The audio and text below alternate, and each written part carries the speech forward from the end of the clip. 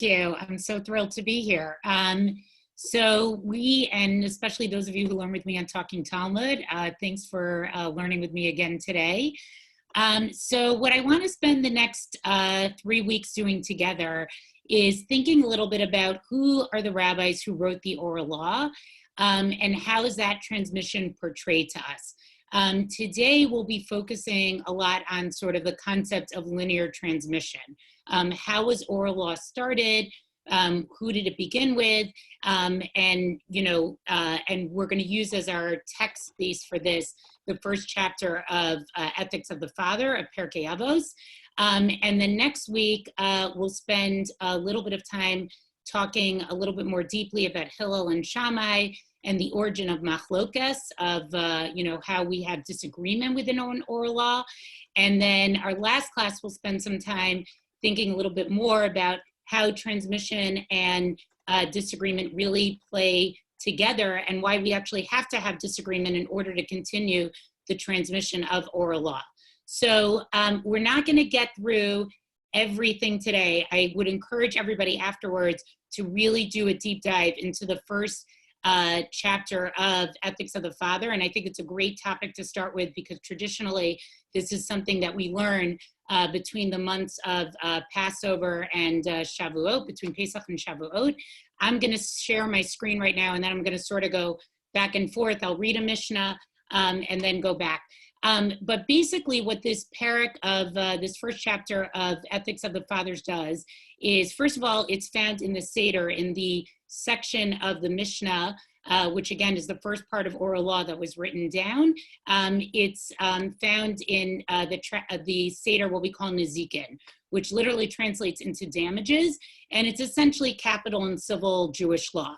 And what's interesting is that within here we also have this tractate of what we would call ethical law.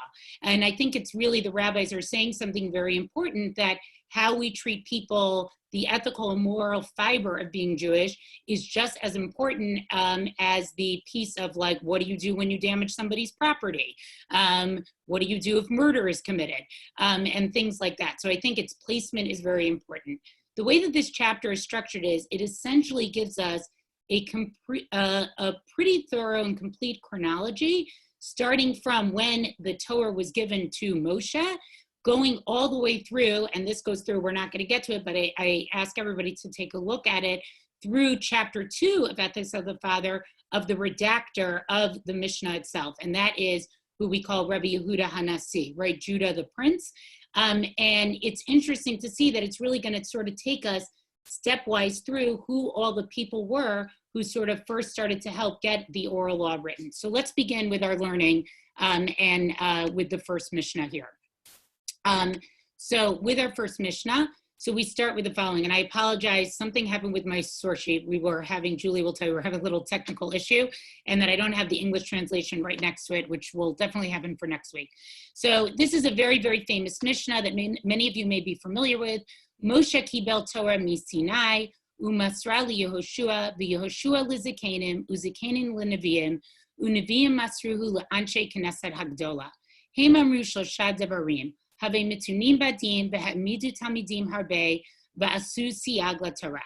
So what we have here is, and I'll scroll down to the English, is that Moshe receives the Torah from Sinai, and the word that's used here is very interesting here. That it's, scroll back, it's kibel, like he accepts it. And then we have the next word, which is masra, which literally means to sort of transmit it. And he transmitted to Yehoshua, who we know became the leader after him and took over after him. Yehoshua then transmits it to the Zikanim, this group of people called the Zikanim to the Nevi'im, who were the prophets, and the prophets to this group called Anshe Knesset Hagdola. And they said three things. The Anshe Knesset Hagdola were known for saying three things, right? To be deliberate in judgment, have many students, and to make offense for the Torah. So let's just talk a little bit about what's going on here in this Mishnah. So to me, this Mishnah is very interesting because it's straight transmission, right? It seems to be that the transmission of Torah is very, very clean. And I think when we see this Mishnah, we almost have to wonder, and again, we'll talk about this more next week, how could there ever be disagreement, right? It goes straight from Moshe to Yehoshua to Zekanim to Nevi'im, and then to this group of the Anshe Knesset Hagdola. So I want to just spend a little bit of time thinking a little bit about who are these Anshe Knesset Hagdola. So the Anshe Knesset Hagdola is a period of time that starts from Ezra and Nehemiah, right, which is what we typically call the time period of the Shivat Zion, the return to Israel, which is basically the beginning of the Second Temple, right? So we know that, we had the destruction of the First Temple. The people were, we were exiled for 70 years to Bavel, to Babylon. And then Ezra and Nehemiah come back with a mandate from the Persian king to come and to rebuild the Second Temple. And traditionally, we believe that this is sort of the period of time of the Anshe Knesset Hagdola. And what's interesting is that even though it's the Second Temple period, this is essentially a period of time where we no longer have prophecy. Prophecy ends, and we begin to have a period where we sort of have learned leaders. One of the things that's interesting to notice is that Ezra is known as Ezra HaSofer, right? He's Ezra the writer. And it's interesting, he's not referred to as Ezra the Navi. He's not a Navi. What he's known for is his writing. And if you actually look in the 8th chapter of Nehemiah, one of the first things that we see Ezra do after the temple is rebuilt is he gathers all the people together to do a public reading of the written Torah as given to Moshe. So, you need to, this is where all the texts sort of play into each other. And this begins the period of time of Anshe Knesset Hagdola. What did Anshe Knesset Hagdola do? So again, some of the other members of them may have been Zechariah, who was a prophet, Haggai and Malachi. Mordechai is sometimes said to be a member of Anshe Knesset Hagdola. But they essentially transitioned the people away from prophetic Judaism, from a Judaism that is centered around having a prophet. And some of the things that if we look at the Gemara, some of the things that they start to do is they establish the 18 blessings of the daily Shemona Esrei that we say every day. These are the types of things that they did, and they were really thinking about what is Judaism going to look like without having the prophet. But again, what's interesting about this first Mishnah is how linear the transmission is. There doesn't seem to be a break in any way with this transmission. And it also makes sense that it sort of wants to highlight what are their three main teachings. So I'll go back to the text here, right? That the three teachings here that we would have for the Anshe Knesset Hagdola, for these people who are trying to transition us from a period of prophecy, is to be careful in judgment. Because remember, traditionally the Navi, the prophet, was the person who gave judgment, okay? And now we're saying, no, it's going to be the learned leaders, right? We want to have many disciples. Now that we're no longer going to have a prophet to sort of spread the word of God anymore, it's going to be up to people like Ezra HaSofer, those who are learned in the written law and the oral law, to really teach it to people. And then finally, the last piece is to make a fence for the Torah. Once we're going to have no longer have a prophet who's going to directly be able to tell us this is what God wants or this is what God doesn't want, we have to be a little bit more careful with the Torah itself.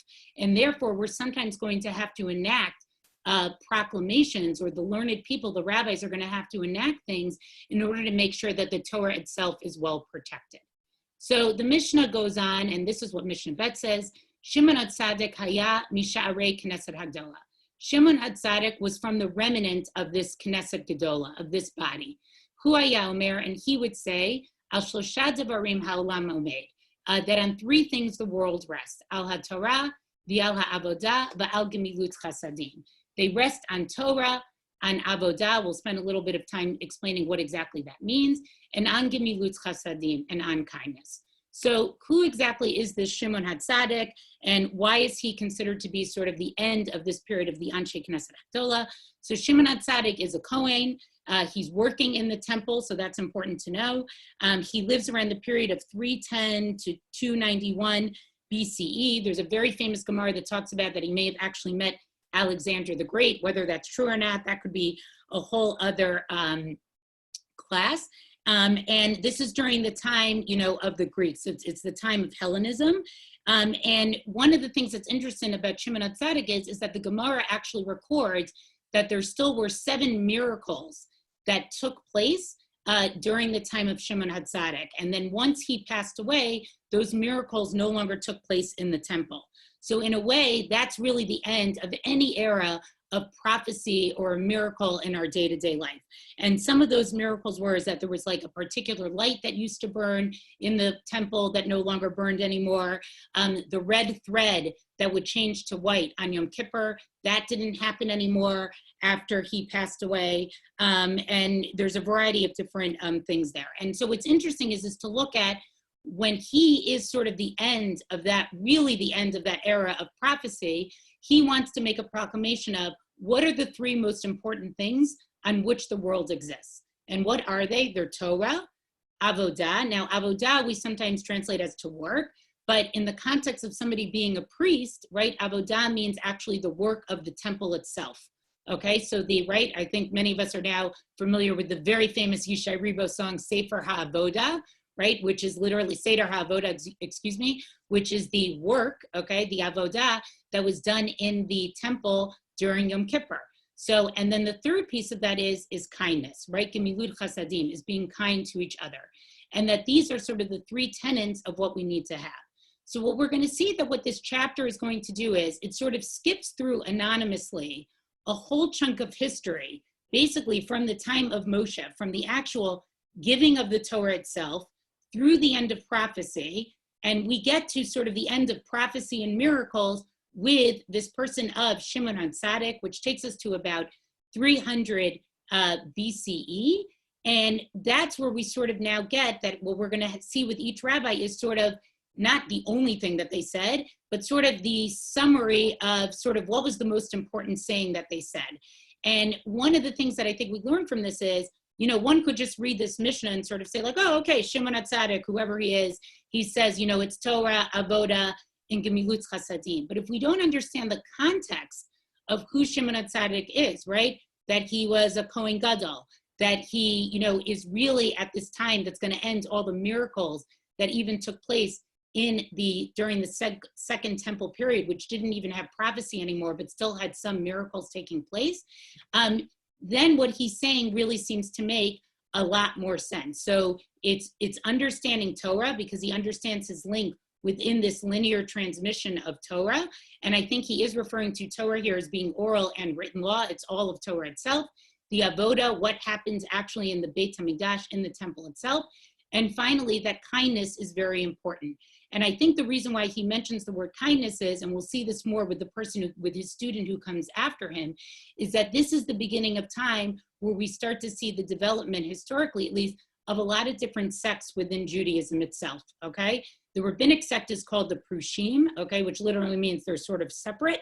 But this is the time period where we're going to see groups like the Beistanim, the Tzedukim. There were all these different little groups of Jews who popped up, who sort of had their own way of understanding how the Torah was meant to be interpreted. And what's interesting to see that at the beginning of that period, what is it that he wants us to focus on is still being kind to one another, right? Not necessarily asserting that you're right about something, but thinking about how we treat all of those people around us. Okay, let's go back to our text. So who comes after him? So after him, it says in Mishnah Gimel, Antigonus of Soko kibel mishimon Hatzadik. So his student, Antigonus of Soko, receives the Torah from Shimon Hatzadik.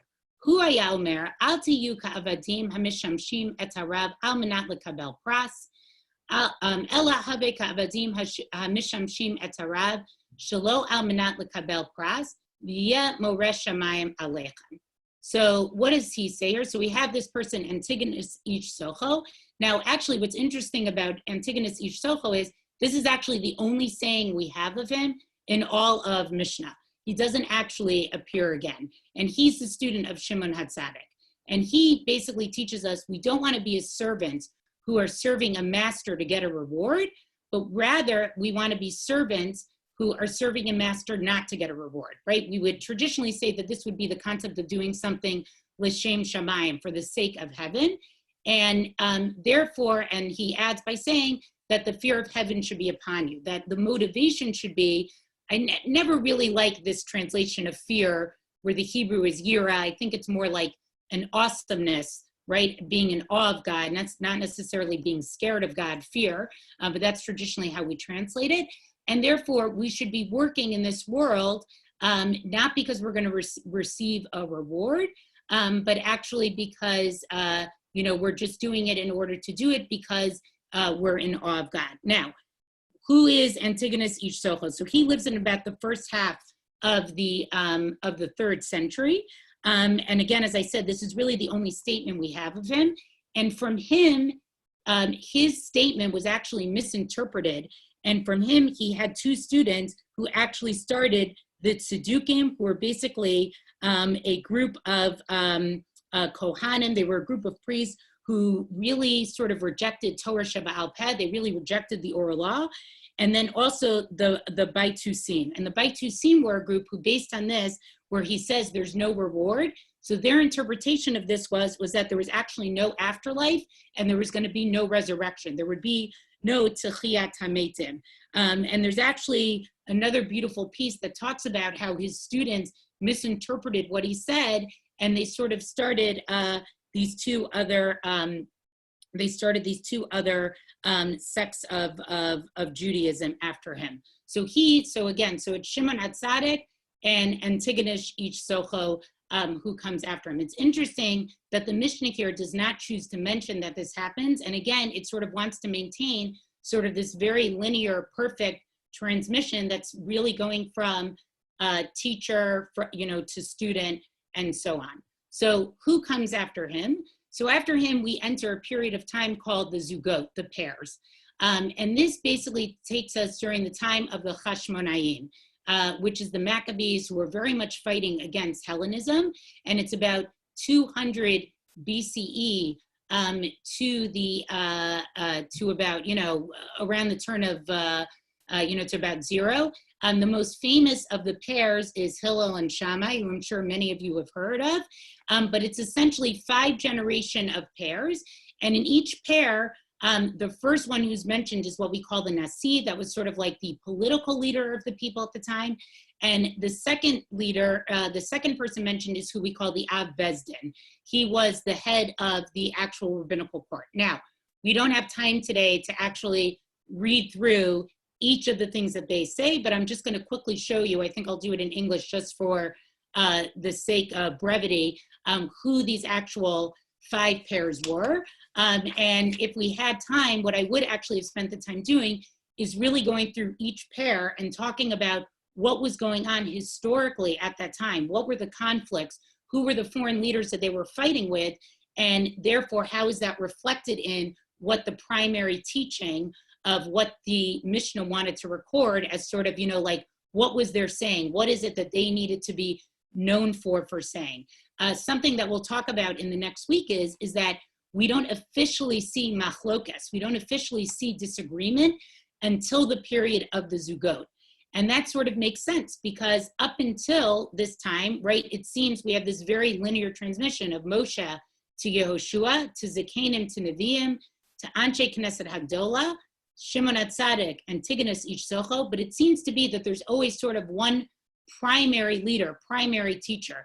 And as soon as we introduce the concept of a zug, of a pair being the leader, right, we're human. What happens? We're not always going to agree on everything, even in the best of all relationships, whether it's with our best friends, a spouse, a partner.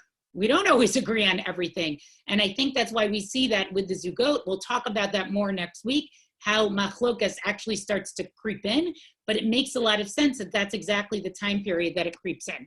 So let's look at this time period together. So this is the Mishnah that takes us from Mishnah Daled all the way until Hillel gets a lot of airtime here in this parak, until Mishnah Tetvav, right? So we have basically 11 Mishnahs that go through this period of time. And who were the 5 pairs? The first one is Yossi ben Yoezer, Ish Streda, and Yossi ben Yochanan, who is from Yerushalayim. And some of the things they said is your house should be a meeting place for sages and become dirty in the dust of their feet and drink their words thirstily, which I think, again, that's what Yossi ben Yoezer said. And I'll just to give you an example of some of the literary things that are going on here, which I think is interesting. So Yossi ben Yoezer is saying that your house should be a house for the rabbis, and Yossi ben Yochanan says, may your home be open wide. May the poor of the members of your household come. There's this very famous statement here, don't increase conversation with women. We won't talk about that today. Also very famous, but the point is that we see sort of like the pairing, right? The first one is saying your house should be a house really for sort of the elite, for the teachers. And then the second of the pairing is saying, no, your house should be open to everybody. And I think that's what's showing us is that something is changing in this period of time of the Zugot, where we sort of start to see different ways of how to view Torah, right? That not everything has to be exactly, not everybody's going to exactly agree one with the other, and that the Zugot themselves, most famously with Hillel and Shammai, always seem to sort of have sort of very opposing viewpoints. So we'll go. So that's the first Zug is Yossi ben Yoezer and Yossi ben Yochanan. The second one is we see in Mishnah Vav in the 6th Mishnah, Yehoshua ben Parchia and Nitai Ha'arbeli of Arbel. The third pair, which we see in Mishnah Chet, is Yehuda ben Tabai and Shimon ben Shetach. This is a very famous period of time where Yanai was the king, and actually Yanai, who was the king, and this is why the rabbis actually had a very, let's say, complicated relationship with the Maccabee kings. Yanai actually killed all of the Chachamim, the Gemara tells us, and Shimon ben Shetach's sister, which is important to know, was Salome, was Shlomzion HaMalka. The fourth one is Shmaya and Avtalion. Again, interesting to talk about. They don't actually have Jewish names. And then the fifth one is Hillel and Shammai, and that's the fifth pair there. So again, what we start to see is even though this chapter wants to show us this very, very linear transmission, we already start to see with the beginning of this 200-year period of the Zugot that already we're starting to see, there may be a little tension, or I don't want to use, because it's not really disagreement yet, that we'll talk about later because they don't mention the disagreement piece, the machloket piece in this chapter, but different viewpoints start to enter, that there can be different ways to decide what's the most important thing or what's the most valuable teaching that each one of these leaders wanted to give us, and it's not the same thing. And I think that's very interesting. So what happens after this period of the Zugot? When we get to the end of the period of the Zugot, we basically enter the time period of what's going to happen here. It is the period of the destruction of the Second Temple. And as we all know, that is sort of really where Judaism had to completely redefine itself. It no longer was going to be centered around Yerushalayim. It was no longer going to be centered around the temple itself. And that's what I think a lot of what this chapter is trying to do is that it's trying to assert the authority of the rabbis, right? That now that we no longer are going to have, it's going to take us through the time period where we no longer have a temple or the beginning of the destruction of the temple, but wants to assert that this Mesorah, this transmission of the oral law that began with Moshe, really that at least stayed intact even throughout this period, right? Normally, if a people went through something as jarring as the destruction of their major religious center, right, we would think that that transmission would be broken. And here, what this chapter is trying to do is say, no, that transmission was not actually broken. So I just want to spend time going through those last three Mishnahs in this chapter itself and see sort of how it brings it all together here. So just to go back to my screen here. Okay, so after the 5 Zugot, the next person that we're introduced to is Rabban Gamliel. And Rabban Gamliel is actually a grandson of Hillel. And the number of generations that go from Hillel to Rabbi Yehuda HaNasi, the redactor of the Mishnah, is actually 7 generations. And Rabban Gamliel is the Nasi. He's the political and religious leader. If we also know Rabban Gamliel comes from the line of King David.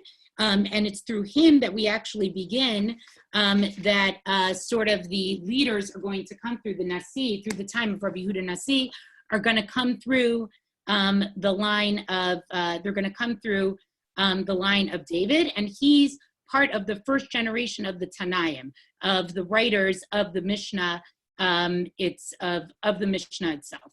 And so he says the following, Rabban Gamliel Omer, Aseh l'charav, v'histalek min hasafek, v'al tarbeh la'aser omadot. And so he says three very interesting things here. He says you should make yourself a rabbi or a mentor, right, is the Sefaria translation here. Remove yourself from doubt, meaning, remember, he's in charge of the rabbinical court. Make sure, feel sure about the judgment that you give, and do not, tithe by estimation. So there's a lot of discussion here about what this means. What does it mean that when we take Maser, right, the gifts that had to be given to the Kohanim, to the priests and the Leviim, that you shouldn't just estimate it, like don't just eyeball it, but be exact in it. And I think what this is reflective of is here's this person, Rabban Gamliel, who's living just as the second temple is about to be destroyed. And therefore, what he's emphasizing is that since we're no longer going to have our temple anymore, we need to be really exact in our Torah. We have to be very exact in our law. And how do we do that? We have to make sure that we have a Rav. We have to make sure that we have a teacher. We have to have somebody who's going to be teaching us, okay? We need to have no safek. That's an encouragement to the teachers. Be confident in what your decisions are, right? A lot of times when there's a lot of political turmoil, a lot of doubt could creep in you. And I think what Rabban Gamliel is saying here is be a leader. If you make a decision, it's okay to stick to it. But yet at the same time, don't do things by estimation. Make sure that you're doing things carefully. And I think it makes a lot of sense that as he's in this period of time, right as we're in the last few days of the temple and, there's the siege of Jerusalem and all these terrible things are happening, that he's recognizing that we're going to have to begin this transition to non-Jerusalem temple-centric Judaism. Now, sorry, I should have mentioned one thing about Rabban Gamliel. One of the things that's very confusing when we read these chapters is that there actually were 3 Rabban Gamliels, and the text doesn't do anything to tell us which one we're talking about. Lucky for us, because this is really going completely in chronological order, this is Rabban Gamliel HaZaken, the elder. But when the third class that we'll do together, we're actually going to learn a very famous story about Rabban Gamliel II. And so just keep that in mind, that when you learn Mishnah, and especially Talmud, you need to make sure you know who exactly you're talking about. And so we end with him, and then we go to his son. And we'll just do the last 2 Mishnahs in this parak together, in this chapter together, and I'll read them together and explain them, and then we'll discuss. Shimon beno Omer, and his son says the following, Kol yamai gadalti ben hachachamim. All my life, I grew up with the chachamim. V'lo matzati laguf tov el shtika. And I found that the best thing for a person is to be quiet. V'lo hamidrash hu ha'ikar ela hamasa. And learning is not what's important, but the doing. V'chol hamraba devarim mevi chet. And anybody who speaks too much, it brings about sin. And finally, he says, and this should remind everybody of something that we saw at the beginning of the chapter, Rabban Shimon ben Gamliel Omer, Rabban Shimon ben Gamliel says, Al shlosha devarim ha'olam omed. There are 3 things the world stands on. Al hadin, v'al ha'emet, v'al ha'shalom. Right? On judgment, on truth, and on peace. And he quotes a pasuk from Zechariah, Emet u'mishpat u'shalom, shivtu b'sha'arechem. Right? Truth, law, and peace should be judged in your gates. Right? The gate is always where the gate of a town is always where the court of law was. So it's emphasizing that these are the 3 elements that should always be apparent with the leaders, Emet, Mishpat, or Shalom.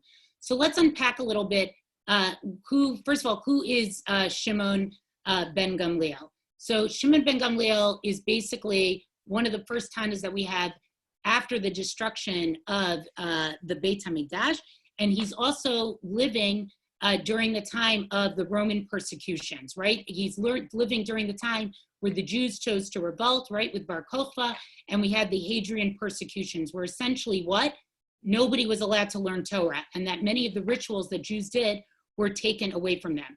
Also, Shimon Hatzadik is very famous. He's actually one of the 10 martyrs who we read about on Yom Kippur and also on Tisha B'Av. So recognize that he actually has a very, very sad ending to his life. He dies, al Kiddush Hashem, sanctifying God's name. And I think what's amazing here is, here's this person who's living after the destruction of the temple. Their entire way of life is totally upended, and look very carefully at what it is that he wants to share with us. I'll go back to the text itself, right? The first thing he wants to tell us is, right, my whole life I grew up amongst the sages. When he says this, what I think he is referring to is, here's a person who grew up with the tradition, with the Masorah, and he understands what the temple and what Jerusalem and what the old way of life was. And one who's living after the destruction, obviously there was a big fear of like, how is this actually going to continue? How is Judaism going to move on from this? And I think what he's trying to tell people is this is really a teaching of consolation in a way, right? He's saying, you know what? The only good that comes for somebody is to be quiet.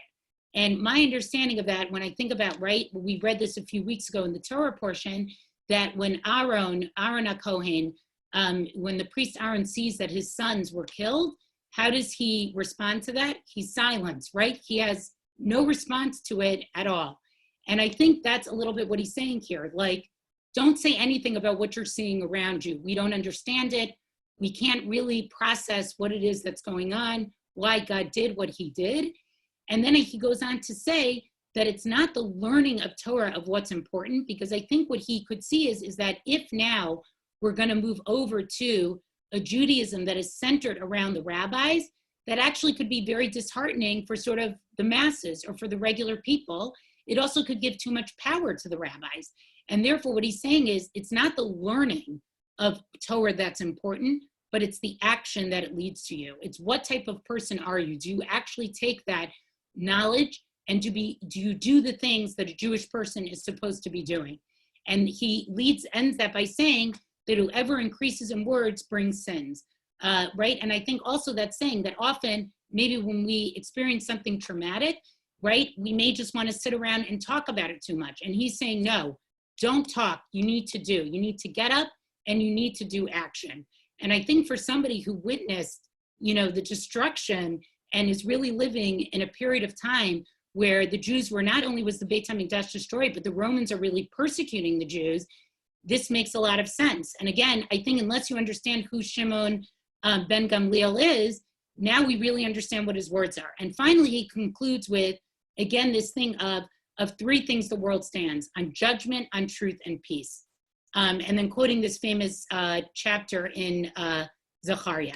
And I think the chapter here is doing something very, very brilliant, because what this chapter does is it's essentially bringing us and trying to show us, how does transmission happen and how is it maintained with all of the historical things that happened to the Jewish people that could have been the undoing of the Jewish people, right? Beginning with the end of prophecy and miracle with Shimon Hatzadik.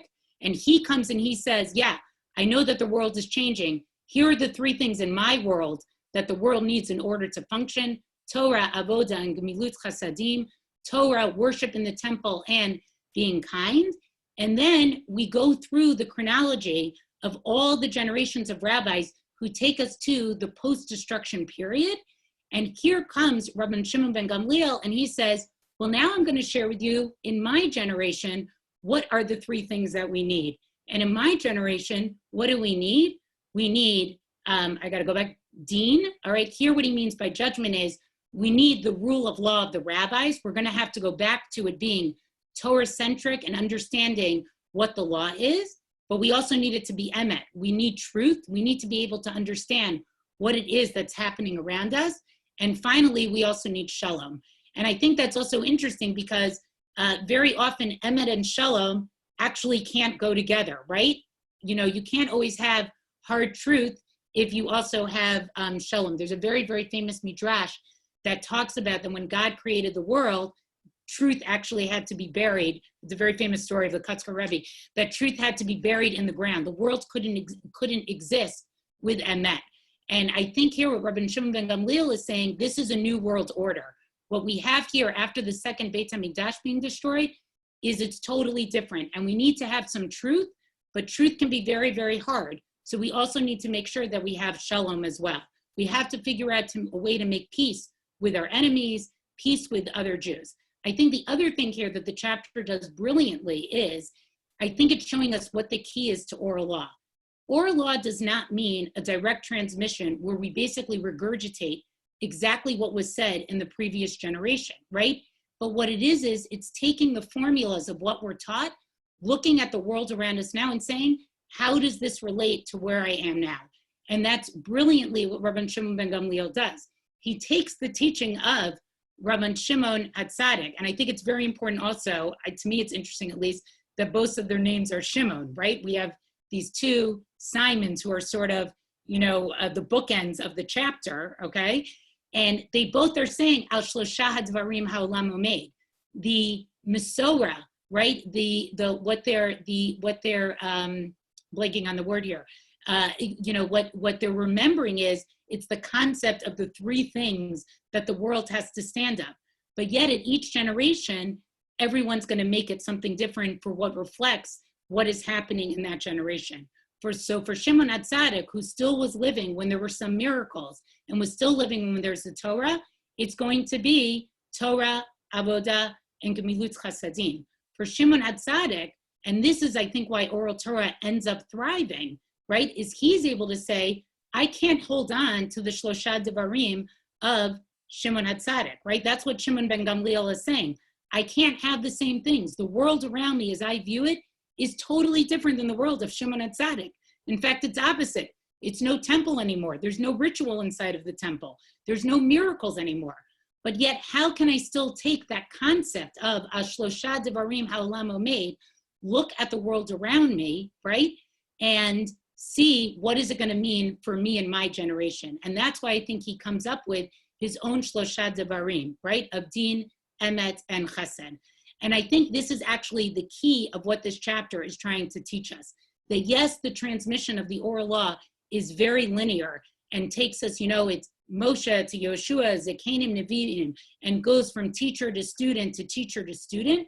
But yet at the same time, what we're learning from here is that it's up to each generation to look at the teaching, to look at the world around them and say, what is it that my teacher taught me, but what is it that I'm going to innovate at the same time? Because if I just regurgitate what my teacher taught me, it's not going to be relevant to the world around me. I can't completely leave what my teacher taught me before in previous generations, because that is the Mesorah. That's the transmission. But what my job is to look around the world around me and say, what is new and what is different about that teaching, and how do I apply it to my particular set of circumstances? And so again, I think we learned a lot from this chapter that's showing us, yes, there's really generational transmission, but yet at the same time, allowing for each of us, and I think that's, I always try to leave end of teaching with a blessing, for each of us to sort of, and certainly in today's world, we're living in our own unique times, and something that I think none of us have ever seen before. So to look at the world around us and say, what are things that I taught before? How can I take those teachings and apply it to my life? But how can I also take my particular set of circumstances and renew that teaching and see something that's new and fresh in it that may apply to those particular circumstances around me? I don't know if we have time for questions. You tell me. Yardaena, we have time for a couple of questions. Okay, great. Sure, okay. If you have time. Yes, I have time. So. Okay, so here's how we'll do the questions. Some folks have put a couple of questions already in the chat box, and here's an opportunity to put your question in the chat box, or you can use the raise hand function if you'd like to ask your question, or you can wave. However, I cannot see all of the screens. There are 3 screens of people here, so I might not see you that way, just as a warning. So we can start with the first question that was posted. I will put it in the chat box to everyone to see, and then I will read it. Oh, no, that's not it. It was Mitch's question.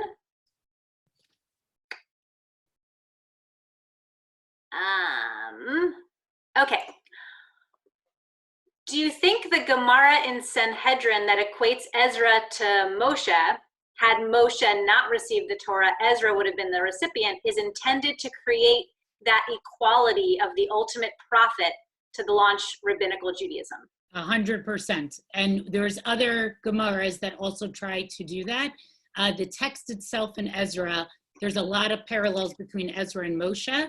And I think that's partially what the rabbis wanted to do, is they recognized even with Ezra HaSofer, Ezra of the written word, that there was a huge, something was really shifting. We were no longer going to be prophet-based. So it was important, therefore, to emphasize that Ezra was equally worthy as Moshe to have received the Torah itself. And again, if you look in chapter 8 of Nehemiah, that's the whole thing that Ezra does. Is the first thing he does is he reads the Torah, and in a way there's many, it's a reenactment of the giving of the Torah. We see that the people learn the Torah for the first time. In fact, it becomes apparent in the chapter they forgot a lot of the Torah. So I completely agree with you. I think that's what that Gemara in Sanhedrin is trying to do. We have another question. Why do you think that we sing the first three, the Shimon Hatzadik three, on three things the world stands, and not the other one, which because the first one's outdated and the second one's more relevant? I think just because someone made a song about it. That's honestly the truth. I don't know. I actually think the second one is a little bit harsh, right? Like Din, Emet, and Shalom, those are three very hard things to live with. And right, so all joking aside, I think what Shimon Hatzadik says is in a way a little bit nicer. It's something you could actually sing about, right? Torah, Avoda, worshiping God, and Gemilut Chasadim and kindness. Rabbi Shimon ben Gamliel's Din, Emet, and Shalom, I think are a little bit harder for people to live with. We have a question for basic clarification. What are the written and oral laws? Okay, sorry if I didn't explain that well. So the written law is what was given to Moshe traditionally, and then we would say that would be the canon, the Bible, of Tanakh, of Torah, Nevi'im, and Ketuvim. The oral law, which we'll talk about even more on our next session, that was really what was transmitted from teacher to student, and it was oral. And it wasn't until after this post-second temple destruction period that the rabbis realized some of that transmission was going to be lost, and we needed to write it down for the first time. And that's when it was first written down as the Mishnah, and then added to it was the Gemara. That's in the time period of the Amoraim, and together that makes up the Talmud. Great. So maybe one or two more questions. iPad Alexander. Hi. One of the things that gets kind of glossed over is the fact that the Babylonian Jews, when they were exiled, when the Nebuchadnezzar took them by force, many of the Jewish leaders, to Babylonia, they were studying Jewish law, and they kind of made the foundation for the diaspora. And all this time, when the Second Temple was being built, many of the Jews were still in Babylonia. So we did have kind of a basis for a diaspora Jewish community. Yeah, I totally agree. And it's very clear when you read Ezra and Nehemiah, not all the Jews came up. It was only a particular group of Jews. But what's also clear is that the Jews who did come up and participated in the return and building the Second Temple were not well educated in law. In fact, in that 8th chapter, one of the things that comes up is that they didn't know the law of Sukkot. They read the Torah for the first time, it says with Ezra, and they rediscover the holiday of Sukkot, which is very interesting. In terms of diaspora communities, I think we see this as a tension throughout the Gemara. That very often that we see that there was like a custom being done in Israel versus a custom being done in Babel. And that there's even sometimes like little almost snarky comments that the rabbis make about the different communities against each other. So there always was sort of, I think, a little bit of a tension about these flourishing diaspora communities. Another thing just to know is that Hillel actually was born in Babel. And there's a couple of Gemaras that talk about the fact that here we had this great sage who actually was not born in Israel, but actually was born in Babel and had to come to Israel. And what does that say? So there obviously was some good Torah and learning that was going on in that particular diaspora community.